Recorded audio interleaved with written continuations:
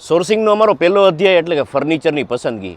ચાઇનાની અંદર સાહેબ સોર્સિંગમાં જેટલા બી લોકોએ 25 વર્ષોથી કામ કર્યું છે ને, આપણે એ ધરોહરને પકડી રાખી છે. આપણે ખાલી જે પ્રોટોકોલ પકડ્યો છે, ધંધો છે ને સાહેબ ધંધાની રીતે થાય. આજે કોઈ પણ નવયુવાન છે એને એમ થાય કે હું મારી સ્માર્ટનેસ યુઝ કરી અને ક્યાંક ને ક્યાંક આપણે આગળ વધી જઈએ. પરંતુ યાદ રાખજો મિત્રો, ચીંદી ચોરી છે ને એમાં તમારા કોઈથી બંગલા ના બને.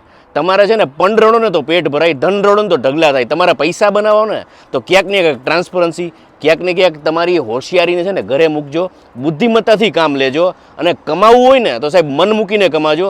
આજે બજાર આખી ખુલ્લી છે. બજાર ખુલ્લી હોવાનો મતલબ કે ક્યાંય હરીફાઈ જેવું છે નહીં. તમે માનશો ને, સ્કિલ સેટ છે, ઓનેસ્ટી છે, જ્યાં તમને 100% ટ્રાન્સપરન્સી, ત્યાં હરીફાઈ નહીં મળે. હરીફાઈ તમને ક્યાં મળશે?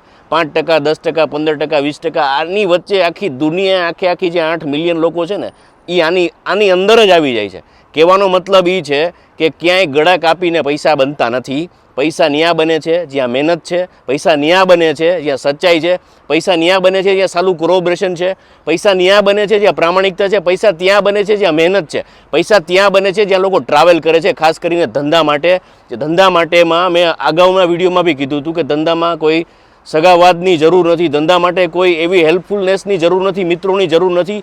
ધંધામાં એવા વ્યક્તિને સાથે રાખજો જેનામાં ભૂખ હોય, કમાવાની ભૂખ હોય, ગ્રોથ માઇન્ડસેટ હોય. બરાબર, મહેનત આખી દુનિયા કરે છે. ગ્રોથ માઇન્ડસેટ કરશો ને તો આ જમાનાની અંદર અત્યારે વર્ષ 2-3ની અંદર બી કરોડપતિ થઈ શકો છો. લાલચ નથી. એક વખત અમારી સાથે ટ્રાવેલ કરીને એક્સપેરિમેન્ટ કરી જોજો. Thank you.